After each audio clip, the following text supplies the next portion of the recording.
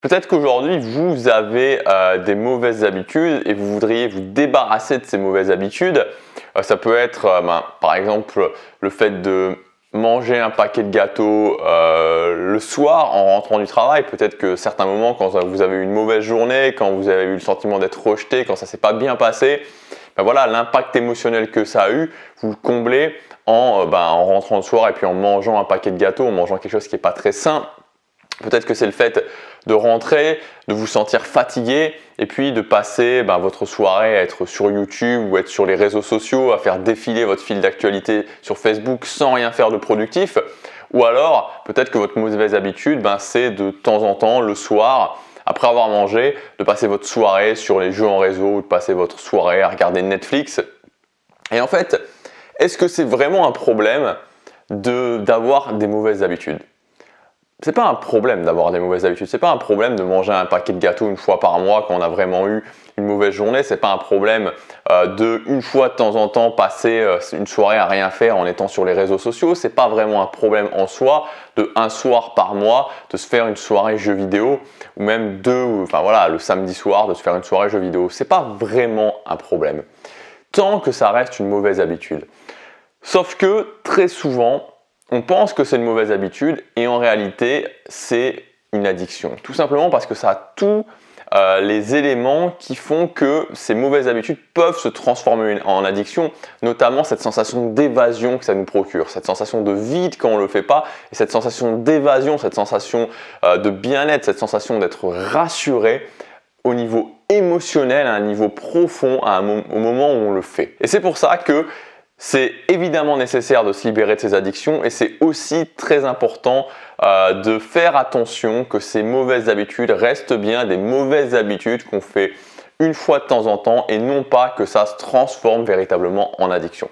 Dans cette vidéo, on va voir comment justement, si vous sentez que c'est en train de se transformer en addiction ou si c'est déjà une addiction, comment vous pouvez faire pour vous en débarrasser. Alors vous savez, moi je pense qu'à un moment donné, quand on a une addiction, il faut se dire ok, je vais m'y mettre, je vais supprimer cette addiction, mais en même temps, il faut se créer un système de support, quelque chose qui va nous permettre d'aller au-delà de la résistance. Parce qu'on va avoir une résistance très forte qui va s'opposer à nous, qui va quelque part nous attirer comme un aimant. Vous savez, vous avez peut-être déjà essayé d'arrêter de fumer, vous avez peut-être déjà essayé de limiter les réseaux sociaux, vous avez peut-être déjà essayé d'arrêter de manger ce que vous ne devriez pas manger. Et pourtant, quand on ne le fait pas, quand on essaye de se libérer de ces addictions, on se sent magnétisé par l'addiction, on se sent qu'on est attiré, et c'est comme s'il y avait une force qui nous poussait à le refaire. Et c'est pour ça qu'en plus d'un plan d'action très clair pour réussir à éliminer l'addiction, il faut aussi avoir un système de support qui va vous permettre justement de limiter cette résistance. Aujourd'hui, je voudrais vous parler d'une méthode qui est la méthode d'élimination des déclencheurs. Donc, une mauvaise habitude, c'est jamais qu'une habitude. En fait, c'est la même chose qu'une habitude. On l'a vu dans la vidéo d'hier. Et une addiction, c'est simplement une mauvaise habitude qui s'est vraiment accrochée extrêmement fort à nous. Donc, ça fonctionne selon le principe DRR. Déclencheur, routine, récompense. J'en ai parlé en long, en large dans la vidéo d'hier. Donc, si le principe DRR vous est inconnu, je vous conseille de cliquer sur la fiche qui devra apparaître ici où justement il y aura la vidéo d'hier qui va apparaître et vous pourrez la regarder, j'explique tout ça en détail. L'idée c'est donc qu'une mauvaise habitude ou une addiction fonctionne selon ce principe DRR, c'est-à-dire déclencheur, routine, récompense. Je me sens stressé, c'est le déclencheur. Routine, je fume, récompense, je me sens bien. Et vous savez, c'est un petit peu comme on peut agir dessus, on peut créer notre système de support en agissant sur ces déclencheurs. C'est un peu comme la sécurité routière en fait. Vous savez, à la sécurité routière, qu'est-ce qu'on se dit? On se dit ok, je voudrais qu'il y ait moins d'accidents. Comment faire pour qu'il y ait moins d'accidents? Comment faire pour en arriver au fait qu'il y ait moins de gens qui se crachent et qu'il y ait moins de gens qui meurent? Tout simplement, si on se pose la question quelles sont les causes, quels sont les déclencheurs de ces accidents, et si on agit sur les déclencheurs de ces accidents, forcément il y aura moins d'accidents. Parce qu'on va éliminer le problème à la source. Si on comprend, et c'est ce qui a déjà été fait, si on comprend que par exemple, quand vous avez bu, ça augmente, donc quand vous avez bu à partir d'un certain stade, évidemment, pas juste un verre, mais quand vous avez, je crois que déjà un verre, ça augmente déjà la probabilité, mais quand vous avez bu au-dessus de 2 verres, quand vous êtes à au-dessus de 0,5 grammes, ce qui se passe, c'est que vous allez augmenter par exemple votre chance d'accident de, je sais pas moi, 30%. Et donc on se dit, si on fait en sorte que les gens ne boivent plus au-dessus de 2 verres, qu'ils ne soient plus au-dessus de 0,5 g, on va limiter énormément le risque d'accident. Bien sûr, il n'y a pas que ça, mais en tout cas, on va déjà pouvoir s'attaquer à une des causes.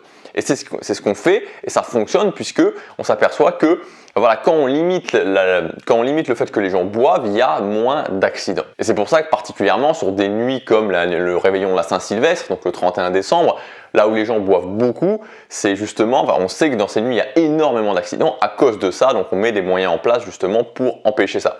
Donc, vous voyez l'idée, c'est que de réagir comme la sécurité routière en se disant ok, si j'élimine les causes, bah forcément je vais éliminer les conséquences. C'est la même chose pour une addiction, c'est la même chose pour une mauvaise habitude.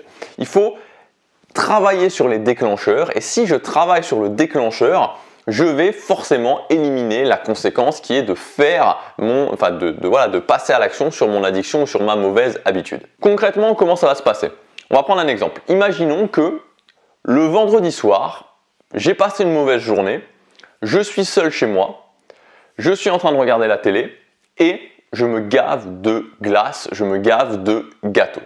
Ça, c'est ma situation. Ça, c'est typiquement la situation qui se passe et qui fait qu'au final, ça m'ennuie. Pourquoi ça m'ennuie? Parce que, bon, au-delà du fait que j'ai pas de contrôle sur moi-même, ça m'ennuie parce que je fais du sport, j'essaie de m'améliorer physiquement et pourtant, je reviens encore et toujours à cette addiction de me gaver et de manger des paquets de gâteaux le soir chez moi. Alors justement, on va pouvoir comprendre ce qui se passe avec cette méthode, on va pouvoir traquer ce qui se passe et justement éliminer les causes pour ensuite éliminer les conséquences. Travailler sur le déclencheur pour éliminer les conséquences.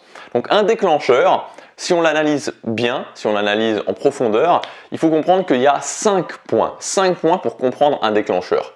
Où, quand, dans quel mood je suis, c'est-à-dire dans quel état émotionnel je suis, avec qui je suis et quelle action je suis en train de faire. Où, quand, quel mood je suis, avec qui je suis et quelle action je suis en train de faire.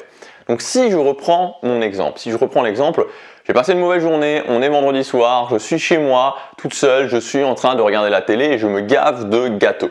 Où? Chez moi. Quand? Le vendredi soir. Dans quel mood je suis? Pas très bien, j'ai passé une mauvaise journée. Avec qui?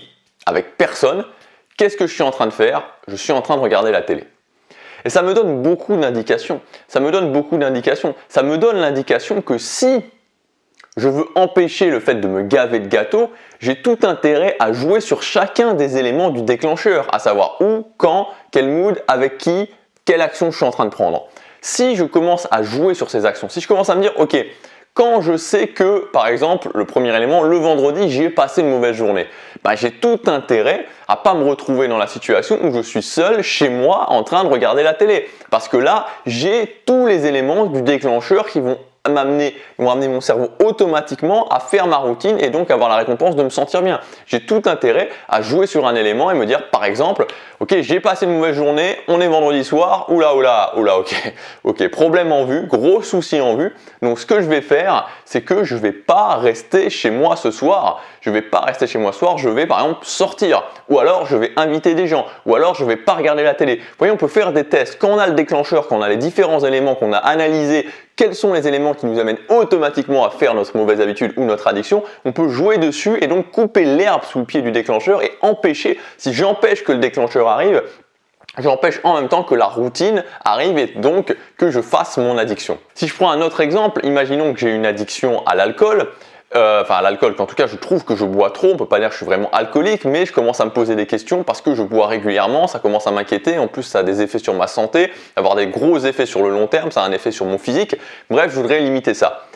Si je comprends aussi les choses, c'est-à-dire que je m'aperçois que le samedi soir, quand il y a un match de foot, quand je suis avec mes amis dans un bar et que je me sens détendu parce que c'est la fin de la semaine, je vais boire. Là aussi, je peux jouer là-dessus. Et encore une fois, ça ne veut pas dire que je ne vais jamais pouvoir regarder des matchs de foot, ça ne veut pas dire que je ne vais jamais pouvoir être avec mes amis, ça ne veut jamais dire que je ne vais pas pouvoir être dans un bar. Ça veut dire que les éléments réunis sous cette forme vont conduire à ça. Et que donc si je modifie un ou deux des éléments, je pourrais quand même voir mes amis ailleurs, je pourrais quand même regarder des matchs de foot avec mes amis ailleurs, je pourrais quand même aller dans un bar peut-être sans regarder un match de foot, mais tous ces, ou peut-être pas le samedi soir, tous ces éléments concordent vers le fait de m'amener automatiquement vers mon addiction. Pareil, si je me dis, ok, le soir, après manger, quand je suis seul, quand je me sens un petit peu, enfin quand j'ai rien planifié, que je m'ennuie un petit peu, je passe ma soirée sur les réseaux sociaux. Là encore une fois, il faut analyser les choses pour se rendre compte que je peux couper l'herbe sous le pied des déclencheurs et donc que je peux faire quelque chose de productif, je peux m'empêcher de passer 2 heures sur les réseaux sociaux. Donc c'est toujours la même chose. Ce qu'il faut voir, c'est de comprendre que c'est un déclencheur qui va m'amener à faire cette addiction. Parce qu'une addiction n'est jamais qu'une mauvaise habitude et qu'une mauvaise habitude n'est jamais qu'une habitude en fait. Donc ça fonctionne de la même façon. J'élimine la cause, j'élimine le déclencheur ou en tout cas j'empêche le déclencheur de passer à l'action parce que je modifie certains de ces éléments, je vais donc ne pas faire l'addiction. Donc pour faire ça, pour transformer ça en plan d'action, qu'est-ce qu'il faut faire? Premièrement, il faut le savoir. Il faut le savoir, c'est-à-dire que ça ne va pas pouvoir vous arriver comme ça d'un jour avoir l'élimination. Donc il va tout simplement falloir vous dire, ok, quelle est l'addiction que je veux éliminer? Ok, si je veux éliminer cette addiction, il faut que je comprenne quand est-ce qu'elle arrive. Donc il va falloir traquer les moments où cette addiction arrive en me disant, ok, quel est le déclencheur, quand, où, quel mood, avec qui, quelle action je prends. Une fois que j'ai compris ça, je vais pouvoir tester différentes choses, tester différents éléments qui vont me permettre justement d'éliminer la cause et donc d'éliminer la conséquence. Voilà pour cette vidéo qui fait partie finalement de la mise en place de votre système de support. Vous savez, éliminer une mauvaise habitude, éliminer une addiction, ça n'a rien de magique, ça n'a rien, c'est absolument pas dû au hasard. Les gens qui n'y arrivent pas, c'est parce qu'ils ne, si vous voulez, c'est pas parce qu'ils ont quelque chose en eux qui les empêche de le faire, même si c'est des addictions comme l'alcool, même si c'est des addictions comme la nourriture, même si c'est des addictions comme le fait de fumer, c'est qu'il y a deux éléments en général qui se passent. Le premier élément, c'est qu'ils sous-estiment la difficulté. Éliminer une addiction, c'est difficile. Donc si on sous-estime la difficulté, forcément on n'y arrive pas. Et le deuxième élément, c'est qu'en général, ils utilisent des méthodes qui ne sont pas complètes et qui vont de pair en fait. C'est-à-dire, j'utilise une méthode qui n'est pas suffisamment efficace, plus je sous-estime la difficulté, égale échec. Moi, ce que je vous propose, pour ceux qui veulent aller plus loin, pour ceux qui veulent vraiment se dire, ok, je sais que cette mauvaise habitude, je sais que cette addiction va m'être néfaste, voire extrêmement néfaste, c'est la nature même d'une addiction, elle m'empêche de faire ce qui est important pour moi. Donc, à ce moment de l'année, avant de commencer la nouvelle année, je décide de prendre le temps pour éliminer ça et pour bien repartir. Donc, pour ceux qui sont intéressés par ça, vous pouvez accéder en cliquant sur le lien dans la description ou sur la fiche juste ici à ma méthode qui s'appelle Briser ses addictions. Donc, c'est une méthode en 3 points, 3 éléments. Le premier élément, un plan d'action sur 30 jours pour éliminer votre addiction. Le deuxième élément, créer votre système de support. Donc il y aura notamment cette méthode qu'on va voir en détail. Il y a aussi d'autres éléments qui vont vous permettre de vraiment vous faciliter la tâche, de lutter contre la résistance qui sera forte et c'est normal. Et troisièmement, comment adopter un mode de vie qui va être un mode de vie sans addiction. Quels sont les éléments à mettre en place dans sa vie pour ne plus justement avoir de nouvelles addictions qui vont arriver, parce que c'est très bien d'arrêter de fumer, mais si c'est pour se mettre à boire, ça sert à rien. C'est très bien d'arrêter de manger, mais si c'est pour se mettre à passer sa vie sur les réseaux sociaux, regarder la télé toute la journée, ça sert à rien non plus. Donc quand on a déjà eu des addictions, on a un terrain favorable, donc c'est aussi très important justement de comprendre qu'est-ce qui va faire, quels sont les éléments à mettre en place dans sa vie qui vont vous permettre de sortir une bonne fois pour toutes du mode de vie d'addiction.